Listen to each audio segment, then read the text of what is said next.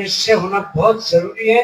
और अगर उत्तर प्रदेश में करने में सफल हुए तो निश्चित रूप से मान के चलो कि उत्तर प्रदेश के जरिए पूरे भारत में परिवर्तन हो जाएगा। मैं इतनी सी बात आपको संदेश के रूप में कह करके अपनी बात को यही विराम देता हूँ और आपने मुझे अवसर दिया इसके लिए मंच का आभार व्यक्त करता हूँ। जय भीम, जय भारत, जय वंदे। बहुत बहुत धन्यवाद। अब मैं कार्यक्रम की अगली कड़ी में आमंत्रित करती हूँ माननीय चांद मोहम्मद, राष्ट्रीय अध्यक्ष, राष्ट्रीय मुस्लिम मोर्चा नई दिल्ली। आप आएं और विषय पर अपनी बात रखें।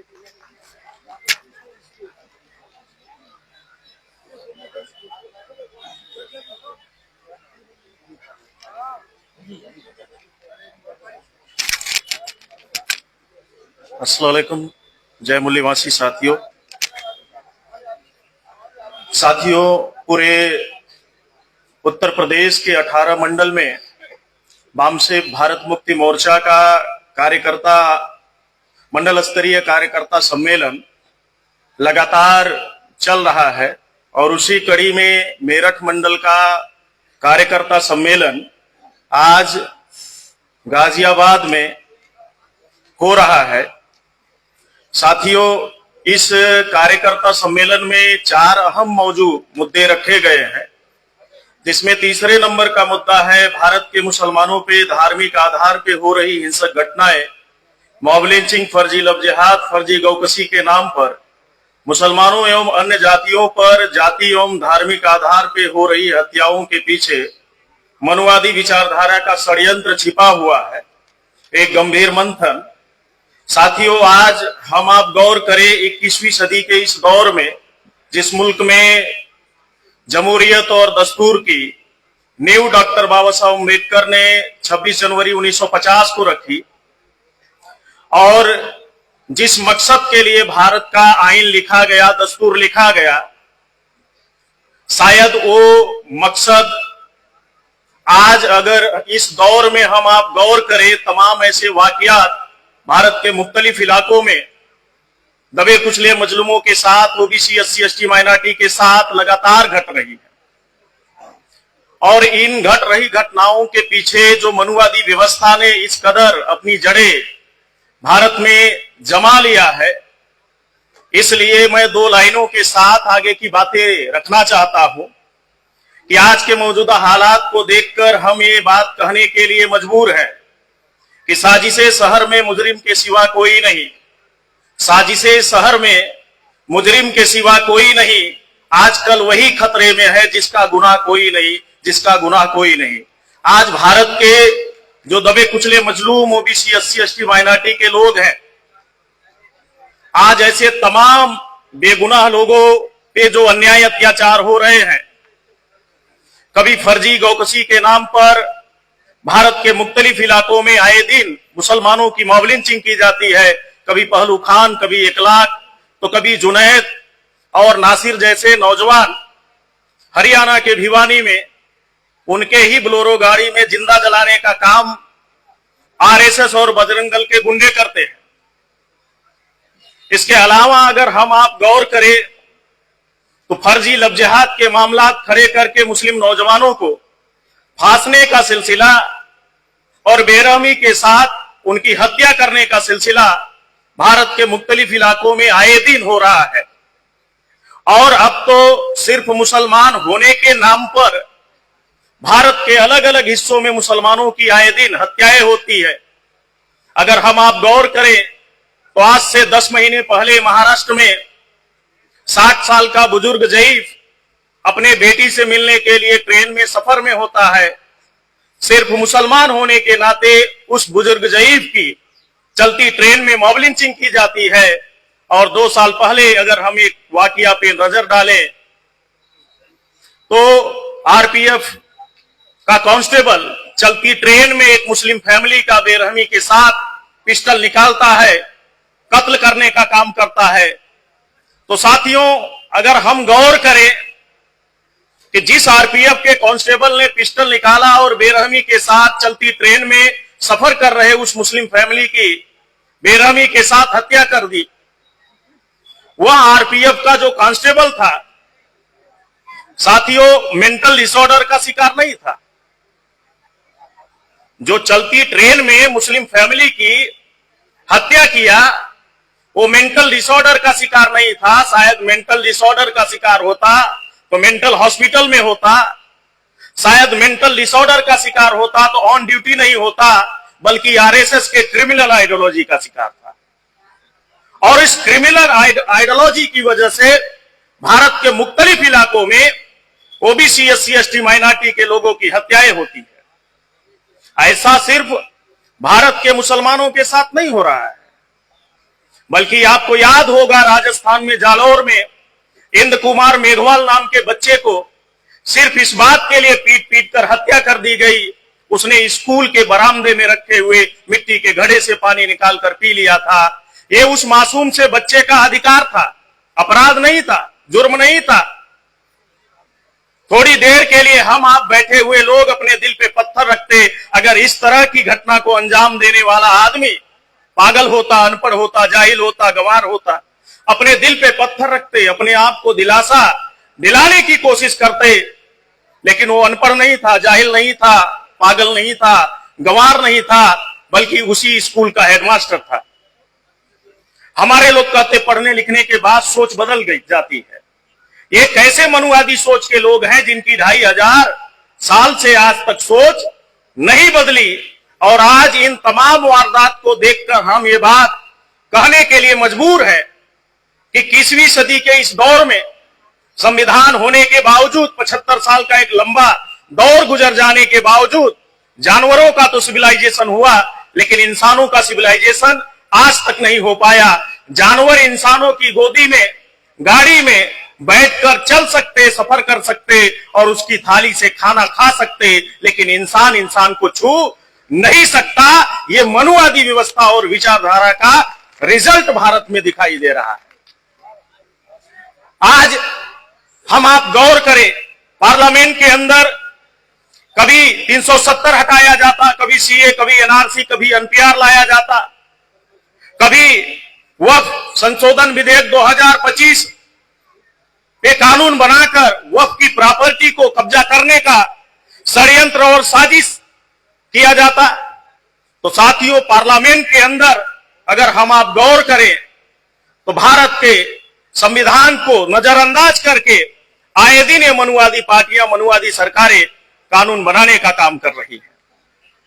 साथियों, भारत में हम ओबीसी, एससी, एसटी, माइनॉरिटी के लोग किसी भी ऐसे कानून को मानने के लिए तैयार नहीं है, चाहे उसे पार्लियामेंट ही क्यों न पास करे, चाहे civil court, high court, supreme court का चीफ जस्टिस ही क्यों न डिसीजन दे। अगर वो संविधान के मूल सिद्धांतों के खिलाफ जाकर फैसले देते हैं तो हम उसे मानने के लिए तैयार नहीं है, क्योंकि इस देश में हम ओबीसी, एससी, एसटी, माइनॉरिटी के लोगों को याद रखना होगा कि इस देश में पार्लियामेंट सुप्रीम नहीं है, इस देश में civil court, high court, supreme court supreme नहीं है, और सुप्रीम कोर्ट में बैठे हुए जजेस और chief justice of India supreme नहीं है। अगर सुप्रीम है तो भारत का कॉन्स्टिट्यूशन सुप्रीम है, भारत का संविधान सुप्रीम है। और संविधान के खिलाफ जाकर अगर कोई फैसले, कोई कानून अगर संसद के अंदर बनाए जाते हैं और न्यायपालिका के अंदर कोई ऐसे फैसले दिए जा रहे हैं तो हम उसे मानने के लिए तैयार नहीं है। और आज मैं सैल्यूट करता हूं बम से भारत मुक्ति मोर्चा के राष्ट्रीय अध्यक्ष आली जनाब वामन मेश्राम साहब का। ऐसी एक अजीम शख्सियत आज भारत में लगातार दबे कुचले मजलूमों को जगाने, बेदार करने, उन्हें मुत्तहिद करने की लगातार उनके जरिए कोशिश की जा रही है। इसलिए मैं कहा करता हूं, you can fool some people for some time, you can not fool all the people for all the time. तुम कुछ लोगों को मूर्ख बना सकते हो, गुमराह कर सकते हो, लेकिन भारत के सभी मूल निवासियों को हमेशा के लिए मूर्ख और गुमराह नहीं कर सकते। जब तक बम से भारत मुक्ति मोर्चा के राष्ट्रीय अध्यक्ष और कार्यकर्ता साथी जमीन पे जिंदा हैं तो भारत के सभी मूल निवासियों को मूर्ख और गुमराह नहीं कर सकते। तो साथियों, इस व्यवस्था को समाप्त करने के लिए हम आपको संविधान के उन तमाम बुनियादी बातों को जानने और समझने की जरूरत है। संविधान आपके उन्नति के लिए, आपकी तरक्की के लिए डॉक्टर बाबा साहब अम्बेडकर ने लिखा, लेकिन यही मनुवादी पार्टियां पिछले 75 साल से शासन सत्ता में रही और उन्होंने संविधान के प्रत्येक आर्टिकल को सिर्फ कमजोर करने का काम नहीं किया, बल्कि संविधान को खोखला करने का काम किया। और आज उसका एग्जाम्पल है 75 सालों में संविधान के अंदर 400 से अधिक संशोधन करके उन्होंने संविधान के उन तमाम बुनियादी अधिकारों को प्रभावहीन, प्रभाव शून्य करने का काम किया जो ओबीसी, एससी, एसटी, माइनॉरिटी के तरक्की के लिए, उन्नति के लिए डॉक्टर बाबा साहब अम्बेडकर ने लिखा। तो साथियों, ये मनुवादी व्यवस्था का एक बहुत बड़ा एंटीडोट डॉक्टर बाबा साहब अम्बेडकर ने हमें भारतीय संविधान के तौर पे दिया है। और शायद ये मनुवादी व्यवस्था का भारत का संविधान एंटीडोट नहीं होता तो भारत में मनुवादी लोग आए दिन संविधान बदलने की बात नहीं करते। 2014 में अनंत कुमार हेगड़े नाम का आदमी बीजेपी का मेंबर ऑफ पार्लियामेंट चुनकर आया। मीडिया के सामने प्रेस कॉन्फ्रेंस में उसने कहा हम संविधान बदलने के लिए सत्ता में आए हैं।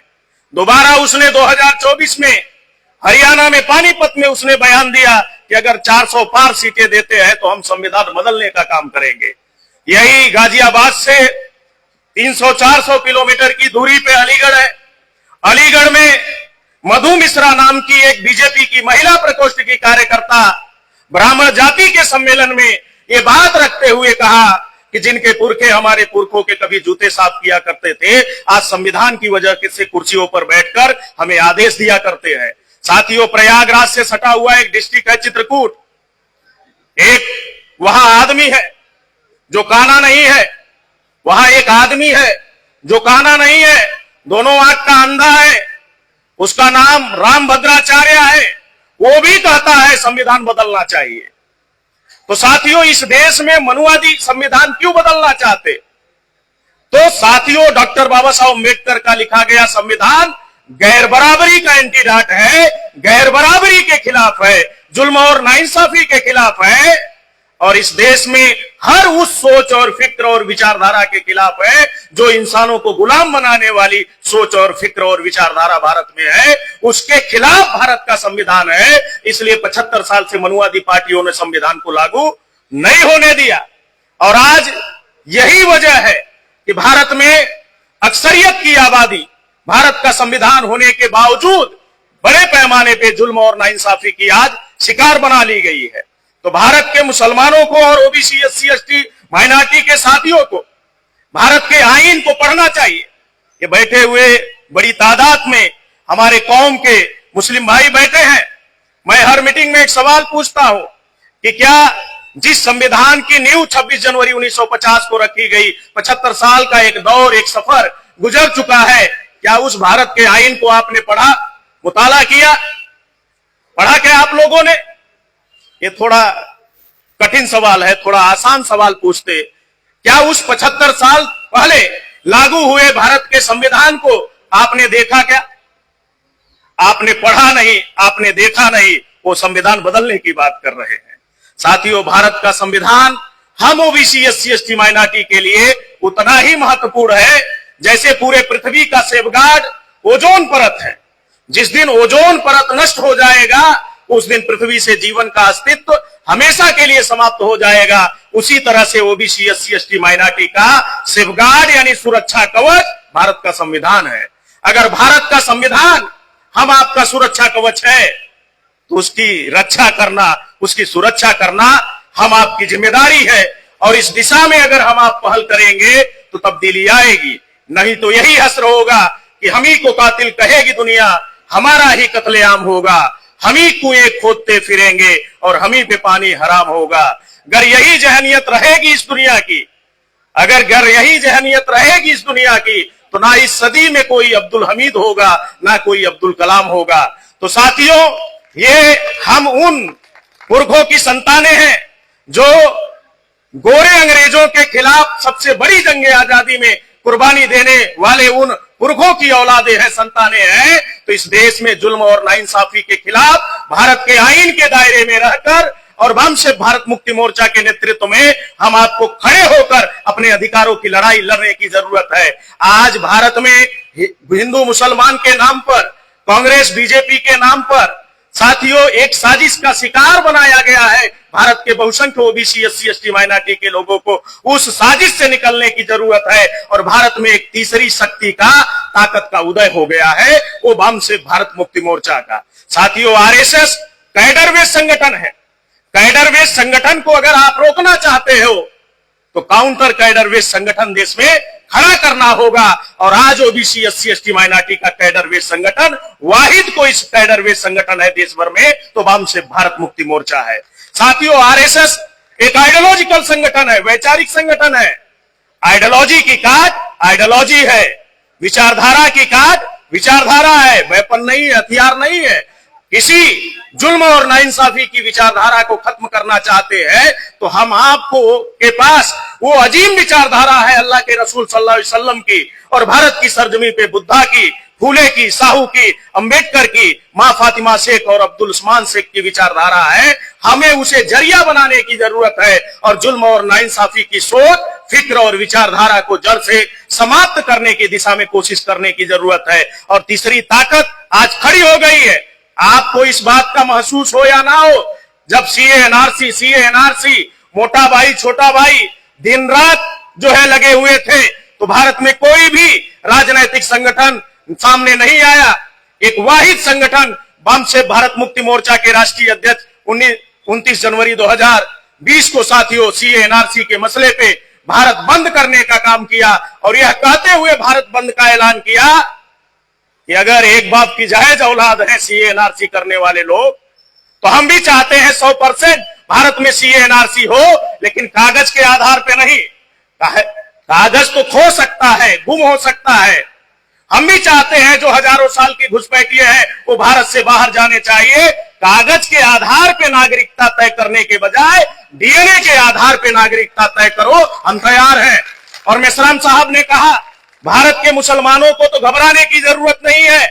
आज भी उनके कब्रिस्तानों में हजारों साल की जो उनके बुजुर्गों की कब्रें हैं वो हजारों साल का डीएनए का दस्तावेज जिंदा है, उन्हें कहीं ढूंढने की जरूरत नहीं है। भारत के मिट्टी में भारत के मुसलमानों का डीएनए जिंदा है, उन्हें कहीं खोजने की जरूरत नहीं है।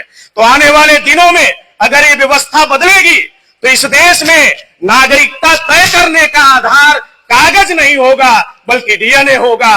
और जो हजारों साल के विदेशी घुसपैठिए हैं उनको जरूर विदेशी का सर्टिफिकेट मिलेगा। नागरिकता तय करने का आधार कौन देशी है और कौन विदेशी है वो जेनेटिक रिश्ता तय करेगा साथियों, डीएनए का रिश्ता तय करेगा। और आज 21 मई 2001 को डीएनए ने, टाइम्स ऑफ इंडिया की खबर में डीएनए ने साबित कर दिया भारत में कौन देशी है और कौन विदेशी है, ये बताने की जरूरत नहीं है। इसी दिल्ली के अंदर जब अनुराग ठाकुर ने और इसी दिल्ली के अंदर आपको याद होगा नबी के शान में गुस्ताखी किया बीजेपी की राष्ट्रीय प्रवक्ता नुपुर शर्मा ने, तो पूरे देश भर में 25 जून 2022 को राष्ट्रीय स्तर पे अल्लाह के रसूल सल्लल्लाहु अलैहि वसल्लम के शान में गुस्ताखी के मामले को लेकर देश भर में आंदोलन और ज्ञापन का कार्यक्रम वामसेक भारत मुक्ति मोर्चा के कार्यकर्ताओं ने किया। साथियों, यह कहते हुए किया कि ये नुपुर शर्मा का बयान सिर्फ नबी के शान में गुस्ताखी का मामला नहीं है बल्कि देश की एकता और अखंडता को खंडित करने वाला बयान है। देश भर में ज्ञापन देने का काम किया।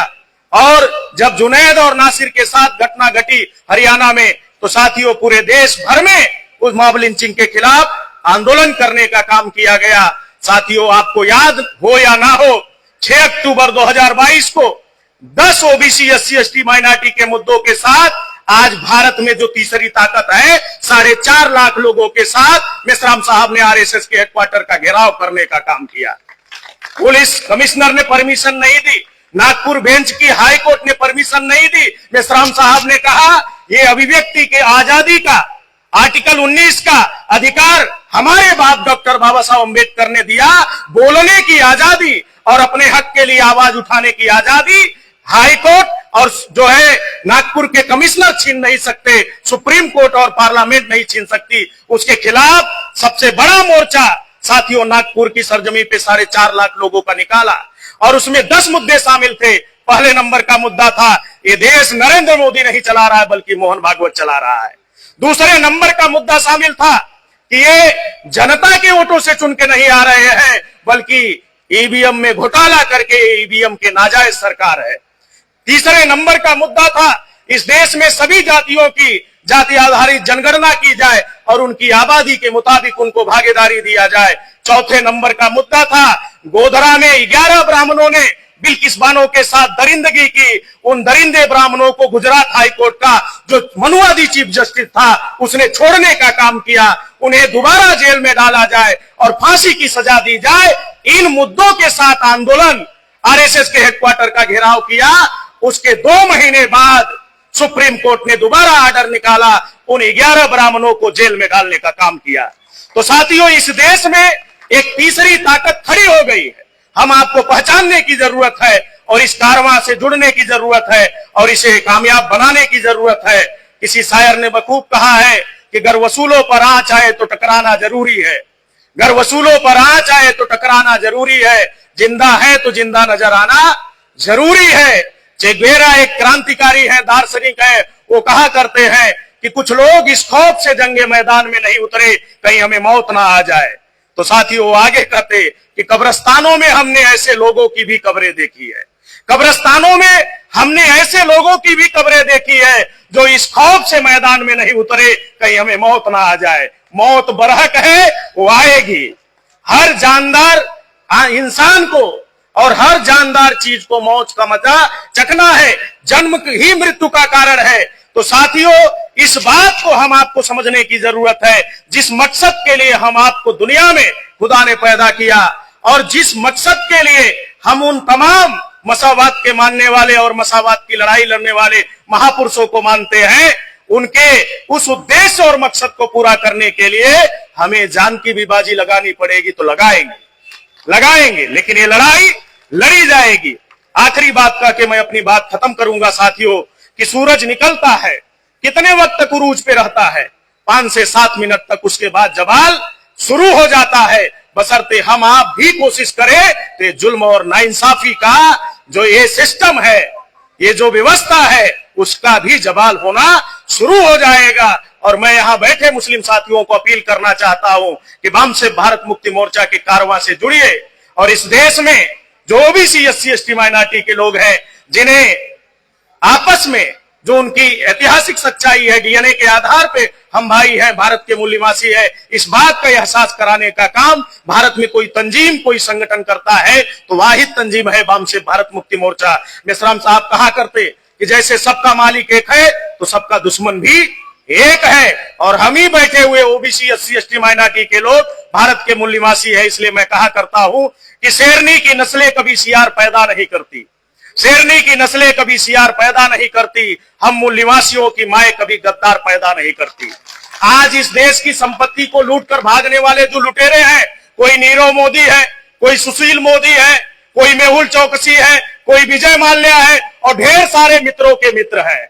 हमें गर्व है, फक्र है, उसमें एक भी ओबीसी का आदमी नहीं है, एक भी आदिवासी नहीं है और एक भी पिछड़ी जाति का और शेड्यूल कास्ट का आदमी नहीं है और एक भी मुस्लिम, सिख, ईसाई, बौद्ध, लिंगायत, क्रिश्चियन नहीं है। इसलिए मैं कहा करता हूं कि शेरनी की नस्लें कभी सियार पैदा नहीं करती। हम मूल निवासियों की माए कभी गद्दार पैदा नहीं करती। भेड़ियों की ताकत से चीते मरा नहीं करते। मोहम्मद और भीम के दीवाने किसी से डरा नहीं करते, किसी से डरा नहीं करते। डरने की जरूरत नहीं है, हक और सच बात कहने की जरूरत है। ऐसा आप करेंगे और इस कारवां से जुड़कर इस आंदोलन को आगे बढ़ाएंगे। आपने मेरी बात मुक्ति मोर्चा मैं आमंत्रित करता हूं, साहब आए और आज के कार्यक्रम की अध्यक्षता करें। माननीय वामन मेश्राम साहब, राष्ट्रीय अध्यक्ष वामसे।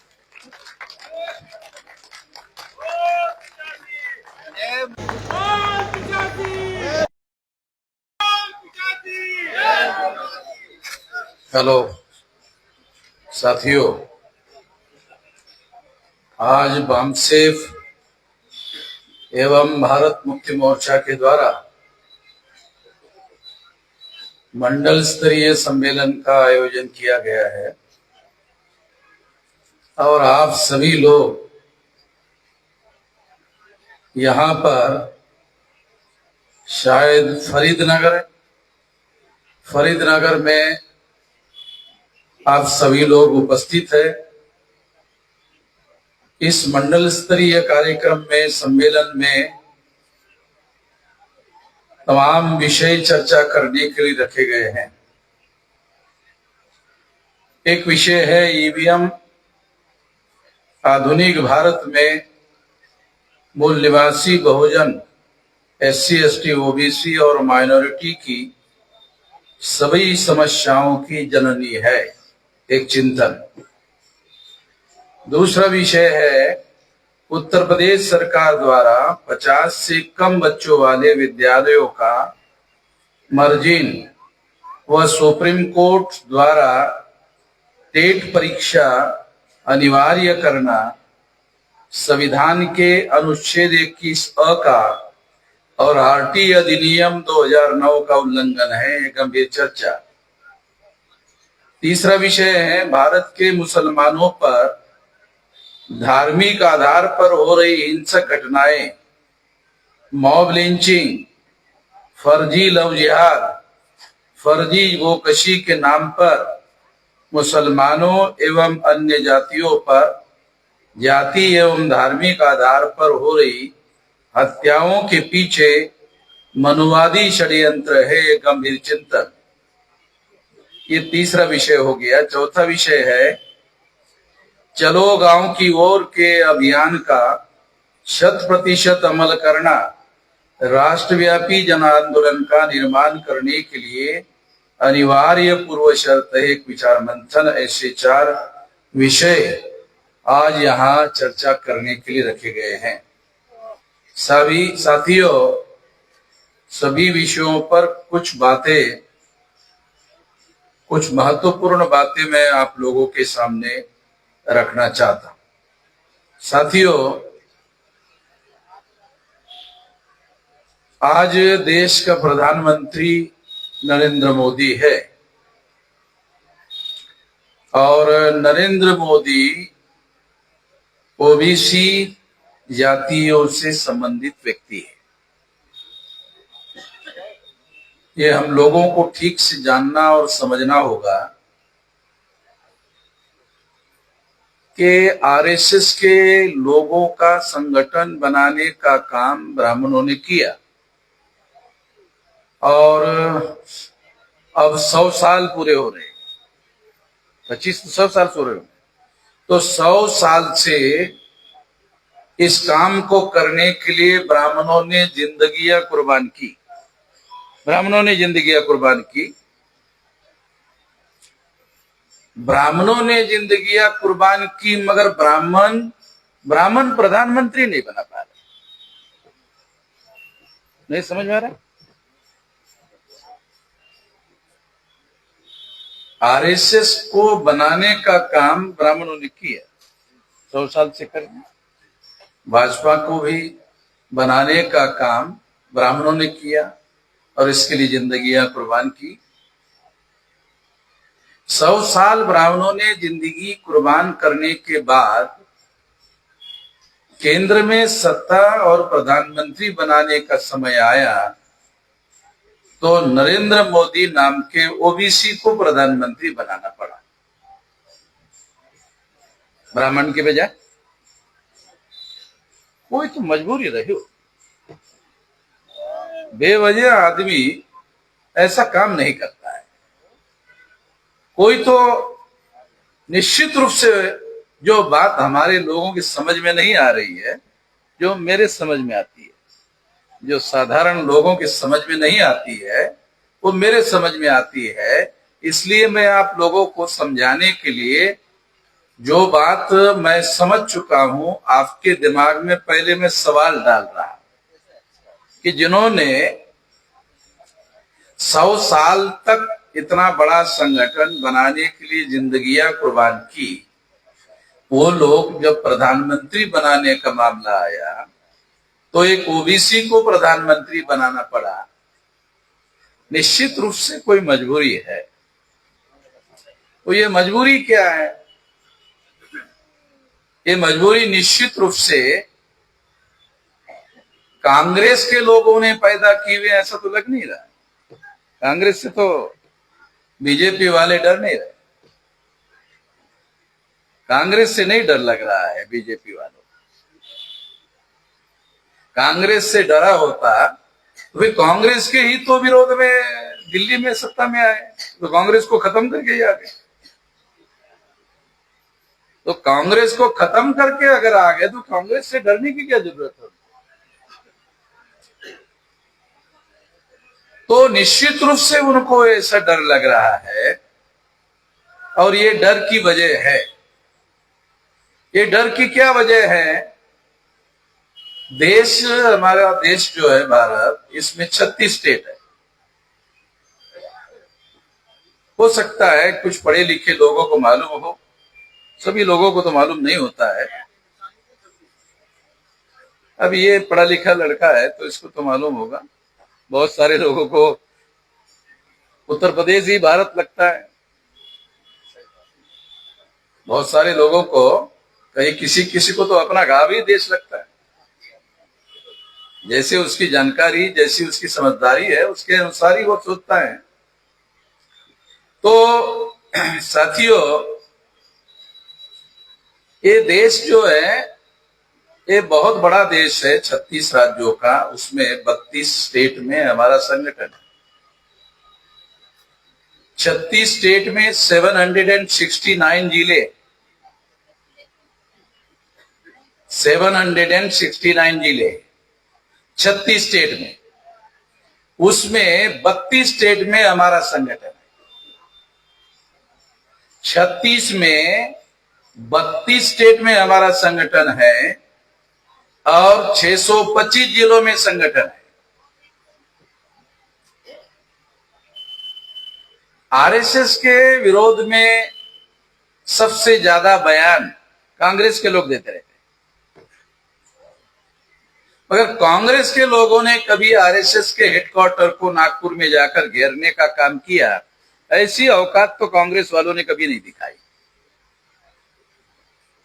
कांग्रेस की स्थापना करने वाले ब्राह्मण, ये तो जानते होंगे आप लोग, चटर्जी, मुखर्जी, बनर्जी, गोखले, तिलक, आगरकर, ये सारे ब्राह्मण कांग्रेस की स्थापना करने वाले। और आरएसएस की स्थापना करने वाले गोडवलकर, हेडगेवार, भाजपा की स्थापना करने वाले पंडित अटल बिहारी, ये तो इतना तो आप लोगों को मालूम ही है। अटल बिहारी वाजपेयी उत्तर प्रदेश के नहीं है, मगर उत्तर प्रदेश में तो ज्यादा घूमते फिरते थे। तो इसलिए साथियों, 36 में से 32 राज्यों में हमारा संगठन है और 625 जिलों में संगठन है। और ये संगठन उन लोगों को मालूम है, इस संगठित ताकत के आधार पर हमने आरएसएस के हेडक्वार्टर को नागपुर में घेरा था। तो उन लोगों को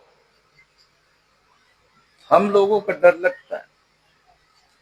जब हमने घेरा था तो आरएसएस के सर्कल में यह चर्चा चली थी कि अब शायद नागपुर का हेडक्वार्टर चेंज करना पड़ेगा और अयोध्या में आरएसएस का हेडक्वार्टर ले जाना पड़ेगा। ऐसा चर्चा आरएसएस के लोगों के अंदर शुरू हुई थी कि नागपुर का हेडक्वार्टर बदलकर अयोध्या ले जाना पड़ेगा। तो मैंने एक वीडियो बनाकर बयान दिया कि अयोध्या भारत में ही है, जरा आप नक्शा देख लो। मैंने सिंपल बयान दिया, क्योंकि समझदार लोगों को ज्यादा खुलकर बोलना पड़ता नहीं, जरूरी नहीं है। मैंने कहा कि अयोध्या भारत में ही है और भारत में वामन मेश्राम हर जगह है, यत्र तत्र सर्वत्र। तो अयोध्या में भी मैं हूं, अयोध्या में भी मैं हूं। तुम लोग जाके छानबीन कर लेना, अयोध्या में भी मैं हूं। तो फिर उन्होंने चेंज किया कि कहीं पर भी जाएंगे तो हम लोग है। साथियों, मैं ये बताना चाहता हूं आप सब लोगों को एक बात जान लो, समझ लो। वो बात क्या है? ब्राह्मण डीएनए के अनुसार विदेशी लोग हैं और उनकी संख्या उत्तर प्रदेश में ज्यादा है, मगर देश में 3.5% है। पता नहीं आप लोगों को जानकारी है या नहीं है। उत्तर प्रदेश में ज्यादा है, मगर सारे देश भर में 3.5% है और 3.5% वोट के आधार पर ग्राम पंचायत में पंच भी चुनवाया नहीं जा सकता। सरपंच बनाने का सवाल ही नहीं आता है। तो जो लोग गांव का पंच नहीं चुनवा सकते, वो गांव का सरपंच नहीं बना सकते। जो गांव का सरपंच नहीं बना सकते, जो नहीं बना सकते, उन लोगों ने देश की पंचायत का प्रधानमंत्री नॉमिनेट किया।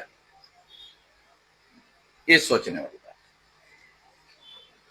जो सोचने वाली बात है वही आप लोगों को समझाना चाहता हूं। ये कैसे हुआ होगा?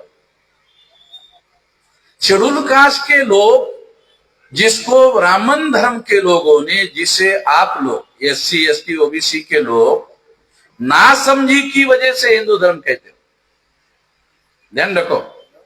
और सबसे ज्यादा मुस्लिम लोग नासमझी में हिंदू धर्म कहते हैं। मैं मुसलमानों को अनुरोध करना चाहता हूं कि इसे हिंदू धर्म मत कहो, ये ब्राह्मण धर्म है। ये रिकॉर्ड की बातें बोल रहा हूं। अंग्रेजों ने जब राउंड टेबल कॉन्फ्रेंस में ब्राह्मणों को बुलाया था, तो ब्राह्मणों को बुलाया था और उन्होंने ब्राह्मणों के तरफ से ही अपनी बात की थी। तो ब्राह्मण हिंदू नहीं है, ये ध्यान रखो। और दयानंद सरस्वती कहते हैं हिंदू मुसलमानों की दी भी गाली है। तो मेरा यह कहना है कि अगर हिंदू मुसलमानों की दी भी गाली है, तो SC ST OBC के लोगों को RSS के लोग, भाजपा के लोग हिंदू कहकर गाली क्यों दे रहे? आ रहा कुछ समझ में आ रहा? घर में जाके सोचना पड़ेगा, इतना आसान नहीं है। जो मैं बोलता हूं उतना आसानी से समझ में आ जाएगा। ये जो 3.5% ब्राह्मण है ना, ये अल्पसंख्याक ब्राह्मण है। ये बहुसंख्याक कैसे हो गए? तो ये सारे SC ST OBC को हिंदू कहना शुरू कर दिया। मुसलमान तो पहले से हिंदू कहते हैं। मुसलमानों को मैंने बहुत बार हाथ जोड़ के कहा, अरे भाई हमको गाली क्यों दे रहे? ब्राह्मण ने गाली दिया होता तो चौराहे पे साली की कॉलर पकड़ कर उसे ही पिटाई कर देता। मगर आप मुसलमान हो, आप हमारे भाई हो, और DNA के भाई तो और ज्यादा मजबूत भाई हो, आपकी पिटाई भी नहीं कर सकता। वैसे पिटाई करने की ताकत नहीं है, मगर भाई की पिटाई नहीं कर सकता आदमी। भाई भाई की पिटाई नहीं कर सकता। तो इसलिए मैं आप लोगों को बता रहा हूं, मुसलमानों को खास तौर पर हाथ जोड़ के विनती करता हूं कि आप हमें हिंदू मत कहो। जब मैंने मुसलमानों को ऐसा कहा तो कुछ मुसलमान आकर मुझे मिले और कहने लगे, आपके ही तो लोग अपने को हिंदू कहते हैं। उन्होंने मुझे कहा, आपके ही लोग तो अपने को हिंदू कहते हैं। मैंने कहा, वो गधे लोग हैं, उनको कहने दो। तुम गधे नहीं हो, तुम अक्लवान लोग हो, तुम समझदार लोग हो। तुम मत कहो वो गधे लोग हैं, वो अनपढ़ गवार गधे लोग हैं। वो गधे लोग कुछ भी अपने को कह सकते हैं। तो मैं दोबारा रिपीट करके आपको बता रहा हूं कि मुसलमानों को SC ST OBC को हिंदू नहीं कहना चाहिए। आप बोलेंगे क्यों नहीं कहना चाहिए? क्योंकि इससे अल्पसंख्याक ब्राह्मण बहुसंख्याक हो जाता है। 3.5% ब्राह्मण 3.5% वोट के आधार पर ग्राम पंचायत में पंच भी नहीं चुनवा सकता। सरपंच बनाने का सवाल नहीं है, मगर जब आप SC ST OBC के लोगों को, जानते हो कितनी संख्या है SC ST OBC की? 74.5%। SC ST OBC की 74.5% संख्या है। अगर इनको आप हिंदू कहना शुरू कर दोगे तो फिर ब्राह्मण तो बहुसंख्यक हो जाएगा और फिर वो हिंदू मुसलमान का फसाद करवाएगा। ब्राह्मणों ने SC ST OBC को हिंदू बनाने के लिए एक तरीका अपनाया। ये सार्वजनिक रूप से कह रहा हूं, मेरे अलावा भारत में किसी की औकात नहीं है कहने की। ये मैं ही कह सकता हूं, मैं ही कह रहा हूं। SC ST OBC के लोग हिंदू नहीं है। जब फसाद होता है मुसलमानों और SC ST OBC में, तो दूसरे दिन के अखबार में खबर छपकर आती है हिंदू मुसलमान में फसाद। तो जितनी खबर लिखने वाले पंडित लोग हैं वो अखबार में लिखते हैं हिंदू मुसलमान में फसाद, तो SC ST OBC को लगता है अरे हम हिंदू है क्या, हाँ शायद हम हिंदू है। तो फसाद हिंदू बनाने का राष्ट्रीय कार्यक्रम है ब्राह्मणों का। है किसी की औकात है भारत में बोलने की है मेरे अलावा? दूसरी एक बहुत अहम बात आपको बताता हूं। किसी ब्राह्मण ने हिंदू धर्म के श्रेष्ठ सिद्धांतों का प्रचार करने के लिए मीटिंग लगाई और हिंदू धर्म के श्रेष्ठ सिद्धांत समझाए। ऐसे किसी ब्राह्मण का नाम जानते हो? ऐसे किसी ब्राह्मण का नाम जानते हो जिसने हिंदू धर्म के श्रेष्ठ सिद्धांत बताने के लिए प्रवचन दिया है? किसी ब्राह्मण का नाम? मेरे तो जानकारी में नहीं। सबसे ज्यादा तो मैं ही पढ़ता हूं। हिंदू धर्म के श्रेष्ठ सिद्धांत समझाने के लिए किसी ब्राह्मण ने कभी कोई बात नहीं समझाई, न कोई प्रवचन दिया। जब हिंदू धर्म के श्रेष्ठ सिद्धांत ही नहीं है तो क्या बताएगा? देखो, हिंदू धर्म के श्रेष्ठ सिद्धांत क्या है? वर्ण व्यवस्था, जो लोगों को 4 वर्णों में बांटने का काम करते हैं, तो जानते हो आप लोग। दूसरा, जाति व्यवस्था, जो 6000 जाति के टुकड़ों में SC ST OBC को बांटा है दुनिया में, जिसको लोग कहते हैं, ब्राह्मण लोग ही कहते हैं हिंदू है, और हिंदुओं को ही 6000 टुकड़ों में बांटा है। कुछ समझ में आ रहा? जिसको ब्राह्मण हिंदू कहते हैं उन्हीं हिंदुओं को 6000 जाति के टुकड़ों में बांटा।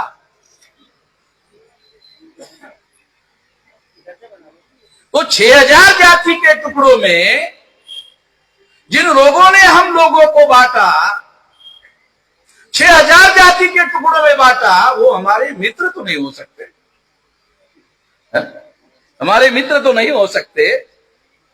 और अगर मित्र नहीं हो सकते तो उनका जो धर्म है हिंदू धर्म, वो हमारा धर्म कैसे हो गया? इतनी अकल हमारे लोगों को नहीं। जिन लोगों ने हम लोगों को 6000 जाति के टुकड़ों में बांटा, इसके अलावा एक और टुकड़ा आपको बताता हूं। एक टुकड़ों की गिनती नहीं है मगर फिर भी एक और बताता हूं। छूत और अछूत है कि इनको स्पर्श किया जा सकता, इनको स्पर्श नहीं किया जा सकता है ना? ये भी है कि नहीं विभाजन? छूत और अछूत, ये काम भी ब्राह्मणों ने किया। 20 साल से बोल रहा हूं, एक भी ब्राह्मण ने मेरे खिलाफ FIR नहीं किया। मेरे से पंगा लेना आसान नहीं है। मेरे से पंगा लेगा हाई कोर्ट, सुप्रीम कोर्ट भी उसकी हजामत करता हूं। बाकी मैदान में तो मेरे से नहीं टिकते, वो हाई कोर्ट सुप्रीम कोर्ट में भी मैं उनकी हजामत और बगैर वस्त्रा लेके भी कर सकता हूं। साथियों, मैं बातें आप लोगों को समझाने का काम कर रहा हूं कि ब्राह्मणों ने हम लोगों को 6000 जाति के टुकड़ों में बांटा, छूत अछूत में भी बांटा। इसके बावजूद भी ब्राह्मण हमको हिंदू कहते हैं, किस आधार पर हिंदू है भाई? हा? किस आधार पर हिंदू है? अगर संविधान ने हमें आरक्षण का और बाबा साहब आंबेडकर ने सभी नागरिकों को इक्वेलिटी बिफोर लॉ का अधिकार नहीं दिया होता, तो ब्राह्मण धर्मशास्त्रों के अनुसार तो हमें अधिकार आज भी नहीं है। ब्राह्मण धर्मशास्त्रों के अनुसार यदि ब्राह्मणों के धर्मशास्त्र पढ़ो तो ब्राह्मण धर्मशास्त्रों के अनुसार हम लोगों को बराबरी के अधिकार नहीं है। अब उत्तर प्रदेश है इसलिए आपको बताता, मैं तो शेड्यूल कास्ट हूं। अखिलेश यादव शेड्यूल कास्ट है क्या? है? ओबीसी है। तो उन्होंने एक बार कहा कि मैं जहां विधानसभा में बैठता हूं साला उसको भी उन्होंने धोया था। वो मतलब विधानसभा बदल गई तो उनको मालूम है कुर्सी पर अखिलेश बैठता था, तो बैठने के पहले उसको धोया, बोलता ये इधर बैठा था। ये बात अखिलेश ने खुद ही प्रेस वालों को कही, बताया। तब मुझे थोड़ा अच्छा लगा कि अखिलेश को भी थोड़ा समझ में आ रहा है, अच्छी बात है। मगर तमाम लोगों को, बैकवर्ड क्लास के लोगों को यह समझ में आना जरूरी है कि शेड्यूल कास्ट और बैकवर्ड क्लास के अंदर छूत और अछूत का ही केवल फर्क है। बाकी वर्ण व्यवस्था के आधार पर ओबीसी के लोगों को शूद्र ही माना गया है। ओबीसी के लोग वर्ण व्यवस्था में शूद्र है और शेड्यूल कास्ट के लोग ब्राह्मण धर्म के अनुसार अछूत है। ध्यान रखना, ओबीसी का ब्राह्मण छुआ हुआ खा सकता है, शेड्यूल कास्ट का छुआ हुआ न खा सकता है न पी सकता है। यह भी इसलिए रखा गया, नहीं तो एससी एसटी ओबीसी मिलकर पूरा हजामत कर सकते थे। ये भेद पैदा करने के लिए योजना बनाकर उन्होंने अस्पृश्यता का भेद, ये लोग इकट्ठा ना हो सके इसलिए बनाकर रखा हुआ है। ये बात मुसलमानों को पता नहीं है, क्योंकि मुसलमानों के अंदर इस तरह का कोई निजाम है ही नहीं, ऐसी कोई व्यवस्था है ही नहीं। कुरान के अनुसार सारे इंसान बराबर है, इसलिए उनको इसके बारे में किसी प्रकार की कोई जानकारी नहीं है। उनको जानकारी होना चाहिए कि जिस देश में हम रहते हैं उस देश में इस तरह का भेदभाव जारी है और इस भेदभाव के विरोध में लड़ना होगा। लड़ाई लड़े बगैर अपने आप ये भेदभाव समाप्त होने वाला नहीं है। इसके विरोध में लड़ना होगा और लड़ने का काम असंगठित होकर नहीं किया जा सकता, संगठित होकर लड़ना होगा, संगठित होकर लड़ना होगा।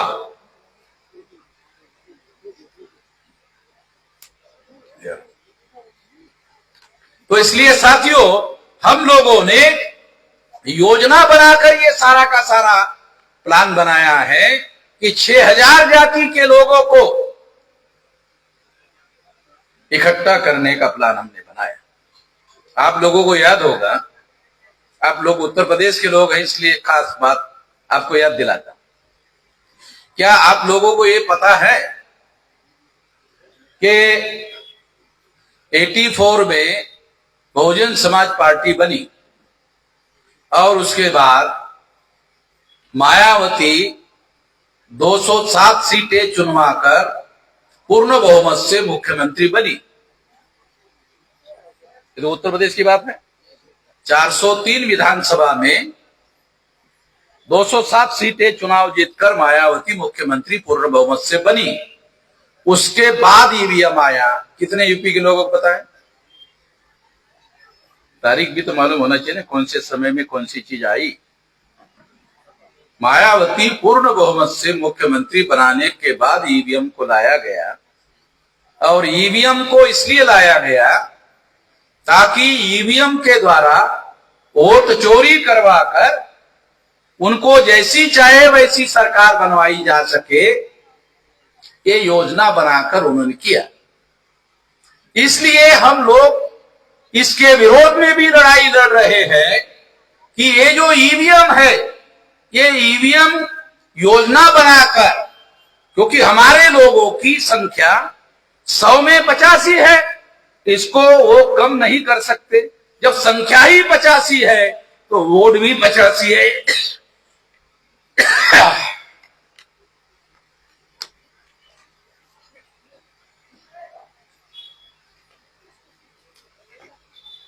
इसलिए साथियों, उन लोगों ने योजना बनाकर हमारी संख्या घटा नहीं सकते, मगर वोटों की चोरी करवाकर चुनाव जीत सकते हैं, ये योजना बनाकर उन्होंने ऐसा ईवीएम मशीन लाया है। तो इसलिए ईवीएम मशीन इन लोगों को बहुमत देने का काम कर रहा है, क्योंकि सरकार के द्वारा चीफ इलेक्शन कमिश्नर वो नॉमिनेट करते हैं, और जो चीफ इलेक्शन कमिश्नर नॉमिनेट करते हैं वो प्रधानमंत्री के नीचे काम करने वाला आईएएस अधिकारी होता है। ये भी आप लोगों को मालूम होना चाहिए। वो जो सीनियर आईएएस अधिकारी रिटायर्ड होता है उसी को चीफ इलेक्शन कमिश्नर बना देते हैं। जो पहले से प्रधानमंत्री के आदेश पर काम कर रहा है वही चीफ इलेक्शन कमिश्नर हो जाता है, और वही बाद में उनके लिए चीफ इलेक्शन कमिश्नर बनकर काम करना शुरू कर देता है। तो जो हमारी संख्या है उसका बंदोबस्त करने का वहां काम करता है। इसलिए ईवीएम मशीन के विरोध में लोगों को जागृत होना जरूरी है। लोगों को इस बात पर यकीन नहीं है कि मशीन कैसे गड़बड़ कर सकती है। हाँ, ये बात सही है, आप लोग ऐसा सोचते होंगे कि मशीन कैसे गड़बड़ कर सकती है, मगर मशीन जैसी बनानी चाहो बना सकते। अगर नरेंद्र मोदी ने मशीन बनाने का ऑर्डर दिया तो डिजाइन कौन पास करेगा? नरेंद्र मोदी ही डिजाइन पास करेगा। हमारे लोगों को टेक्निकल नॉलेज कम है। मशीन बनाने के पहले मशीन की डिजाइन होती है, जैसे डिजाइन होती है वैसे मशीन काम करती है। पहले अमेरिका से ईवीएम लाई गई। आप लोगों को पता है अमेरिका ने ईवीएम खत्म कर दिया। अब हमारा देश अमेरिका से ज्यादा एडवांस है? नहीं, अमेरिका से हमारा देश आगे नहीं, अमेरिका बहुत ज्यादा आगे है। वो कागज के बैलेट पेपर पर चुनाव करवाता है, ईवीएम मशीन पर चुनाव नहीं करवाता है। कितने लोगों को पता है? अमेरिका में ईवीएम मशीन नहीं है।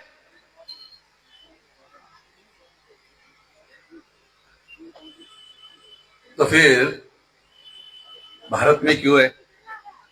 अमेरिका में तो 100% पढ़े लिखे लोग हैं।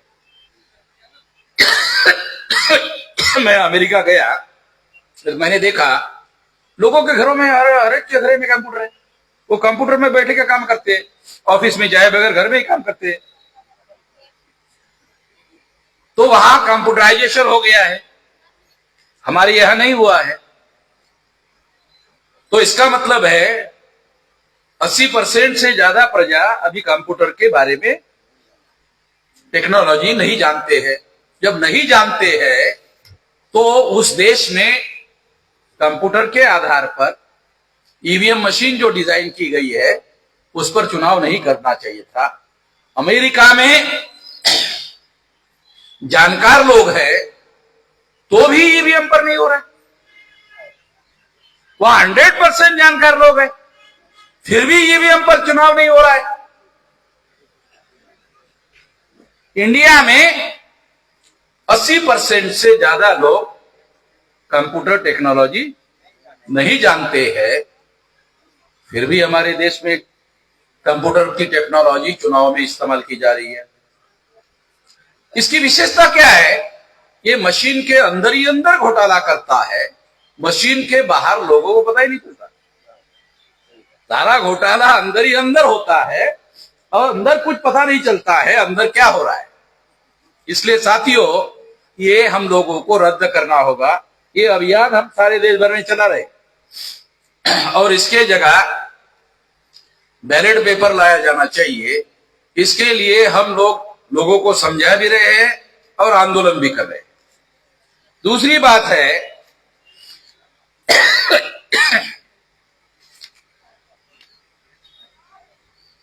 भारत के मुसलमानों पर धार्मिक आधार पर हो रही हिंसक घटनाओं का एक सब्जेक्ट तैयार रखा गया है।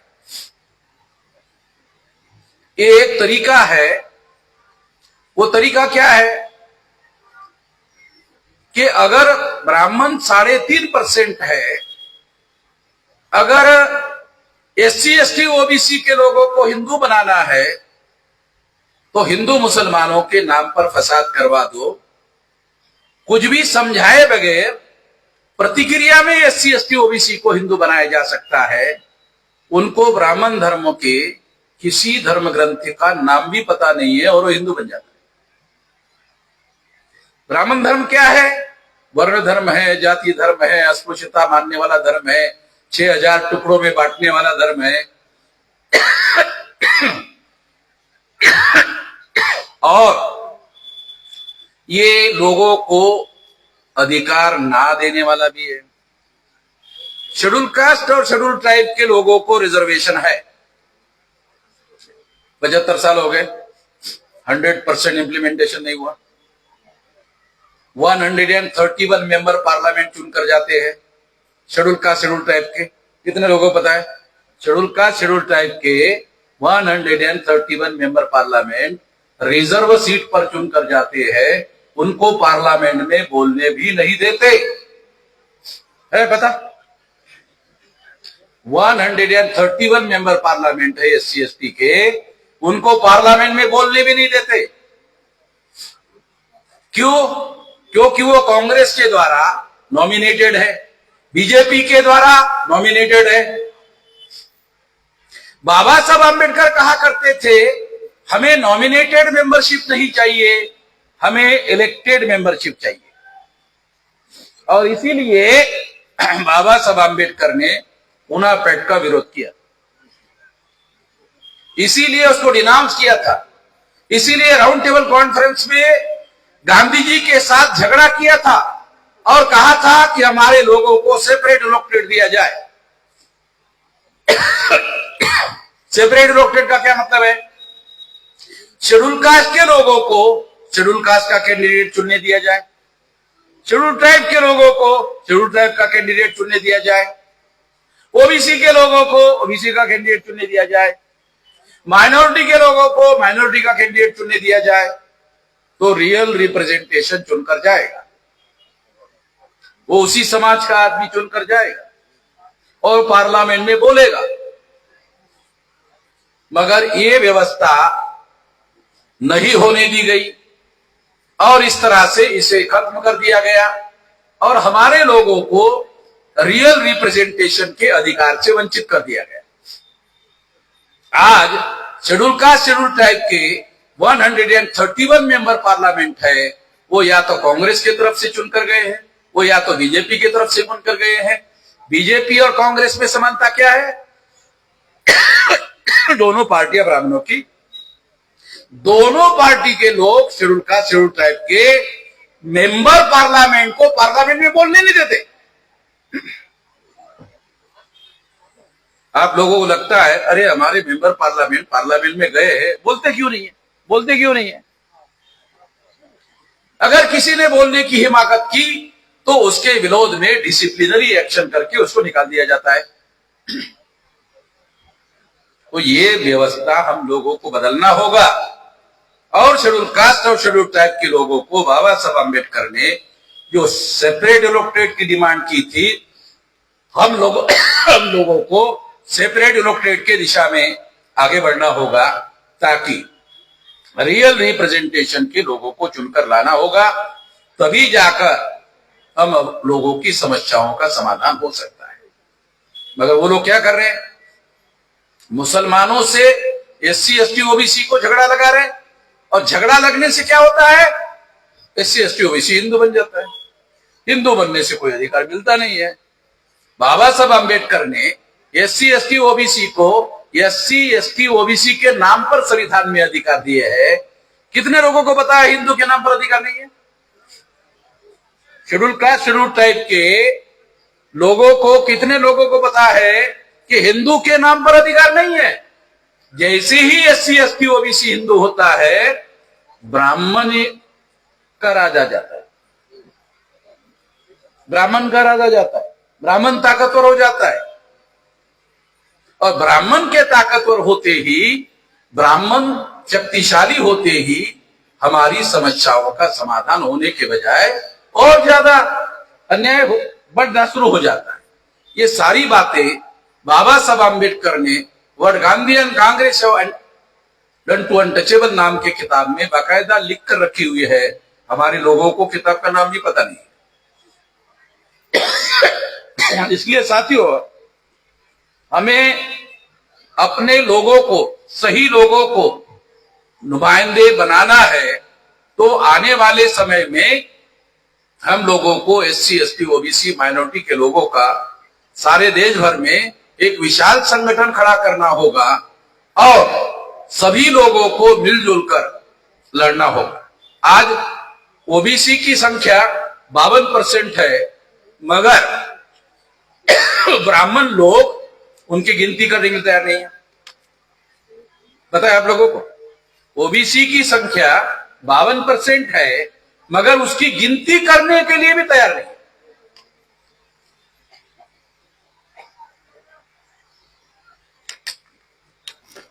जो लोग आपकी गिनती करने के लिए तैयार नहीं है, तो गिनती के आधार पर आपको अधिकार देने का सवाल कहां आता है?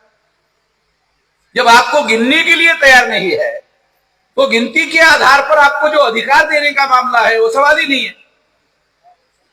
OBC के लोगों को ज्यादातर ब्राह्मण लोग हिंदू बना चुके हैं।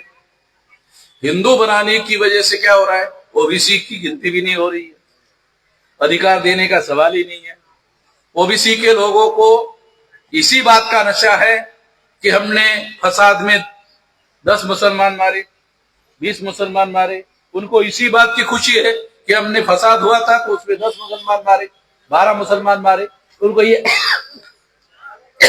यही खुशी है।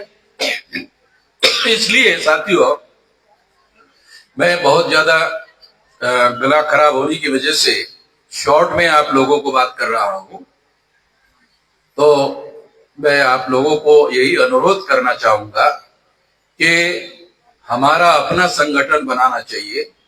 आज 32 राज्यों में 625 जिलों में हमारा संगठन बना हुआ है और 2030 तक 6 लाख गांव का संगठन बनाने के लिए हम लोग काम कर रहे हैं।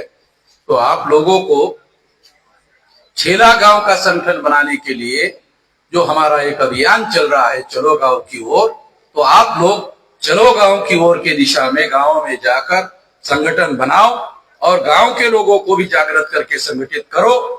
इससे ज्यादा संख्या में लोग इकट्ठा होंगे और ज्यादा लोगों का समर्थन मिलेगा तो ज्यादा संगठित शक्ति निर्माण होगी। इतना ही इस मौके पर मैं कहना चाहता हूं। आपने मेरी बात ध्यान से सुनी, इसके लिए आभार, धन्यवाद।